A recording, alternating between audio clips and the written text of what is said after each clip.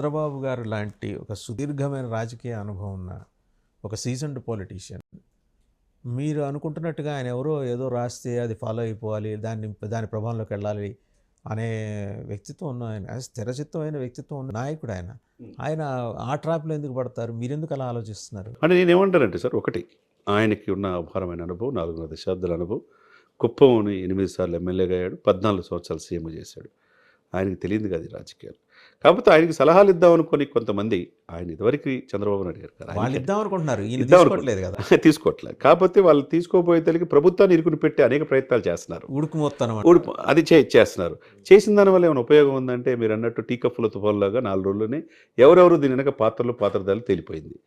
వాళ్ళు దావోస్ ఏదో పెట్టుబడులు పెడతానికి వెళ్తే, సరే ఎవరు అధిష్టానం కూడా ఇచ్చి ఎవరు మాట్లాడొద్దని చెప్పిన తర్వాత కూడా అక్కడ ఒక వ్యక్తి ఒక మంత్రి పదవి హోదాలో ఉండి కూడా, మరి చంద్రబాబు నాయుడు గారు ఆయన లోకేష్ గారు ఉన్నప్పుడు అలా మాట్లాడటం కూడా తగదు.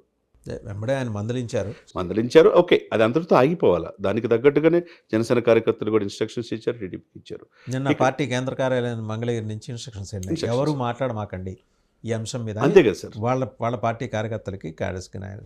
కానీ ఇన్ బిట్వీన్ మీరు గమనించుంటారు కదా, అటు రెచ్చగొట్టే విధంగా పోస్టులు పడుతున్నాయి సోషల్ మీడియాలో, ఇటు పడ్డాయి. ఓకే, డీసీఎం మీరు తీసుకోండి, సీఎం మాకు ఇచ్చేయండి అని వాళ్ళు ఎంత ఎటకారంగా మాడితే వీళ్ళు అంత ఎటకారంగా సమాధానాలు ఇప్పుడు ఒకటి సార్, ఇంకొక ఆయన అయితే రెచ్చిపోయి అన్నాడు, మీ నాయకుడికి అంత దమ్ము ఉందా, ఆ స్థాయి ఉందా, మా లోకేష్ మాదిరి వెళ్ళి ఆ దావోస్ సదస్సులో కూర్చొని 1 గంట పాటు పెట్టుబడిదారులతో చిట్ చాట్ చేయగలడా? ఇవన్నీ ఏంటి అఫీషియల్గా అవి వెరిఫైడ్ అకౌంట్స్ ఆఫ్ తెలుగుదేశం. నేనేమంటానంటే సార్, నమస్కారాన్ని ప్రతి సంస్కారం. మీ ఇంటికి మా ఇల్లు ఎంతనో, మా ఇంటికి మీ ఇల్లు ఎంతనో. రాజకీయాలు ఎలా ఉండాలి? హుందాగా ఉండాలి. 52 రోజులు చంద్రబాబు నాయుడు గారు జైల్లో ఉన్నప్పుడు ఈ సోకాల్డ్ ఇప్పుడు డిప్యూటీ సీఎం చేద్దామని చెప్పి అన్న వాళ్ళు ఎవరైనా కనపడ్డారా? బయటికి కూడా రాలా.